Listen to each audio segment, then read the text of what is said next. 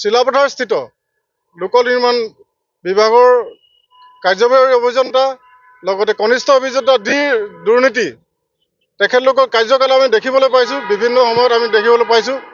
আমি চিলাপথাৰ সংযোগী পথটো তেখেতলোকে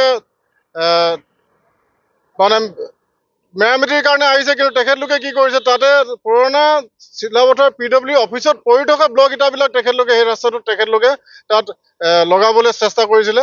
কিন্তু আমি বাতৰি পৰিৱেশন কৰাৰ পাছত এই কামটো কৰা নাই তেখেতলোকে। কিন্তু আমি এটা কথাই কৈছোঁ যে সংযোগী পথটো সদায় চিলাপথাৰস্থিত পুকিয়াটো চিলাপথাৰত অহা সংযোগী পথটো এটা ভালদৰে নিৰ্মাণ হ'ব লাগিব তাত। কাৰণ কেলে এই ৰাস্তাটোৰ ভিতৰতে দুখন মেডিকেল আছে, পুকিয়া মেডিকেল আৰু চিলাপথাৰ মেডিকেল। সেইকাৰণে আমি অসম যুৱ ছাত্ৰ পৰিষদে ৰাস্তাটো অতি সুন্দৰভাৱে নিৰ্মাণ কৰিবৰ কাৰণে আমাৰ ফালৰ পৰা আমি দাবী জনাইছোঁ। লগতে বেতনীবাম পঞ্চায়ত আৰু নীলক পঞ্চায়ত মাজত যোনখন ব্ৰিজ মানুহৰ বহুদিনীয়া দাবী, বহুদিনীয়া তেখেতলোকে আকাংক্ষা কৰি পেলাই তাত এখন ব্ৰিজৰ নিৰ্মাণ হৈ আছে। শিৱম কনষ্ট্ৰাকশ্যন নামৰ এটা কোম্পানীয়ে তাত ব্ৰিজ দলংখনৰ নিৰ্মাণ কৰি আছে। কিন্তু দলংখন নিৰ্মাণ হওঁতে এটা পাত আমি ভাঙি যোৱা দেখিবলৈ পাইছোঁ। তাত নিশ্চয় কাৰ্যবাহী অভিযন্তা আৰু কনিষ্ঠ অভিযন্তাৰ নিশ্চয় তাত গফিলতি আছে, কাৰণ তেখেতলোকে চোৱা চিতা কৰে এইখিনি। তেখেতলোকে যদি ভালদৰে চোৱা চিতা কৰিলে তেতিয়াহ'লেতো এখন ব্ৰিজখনৰ নিৰ্মাণ অৱস্থাত ভাঙিব নেকি ক'ৰবাত।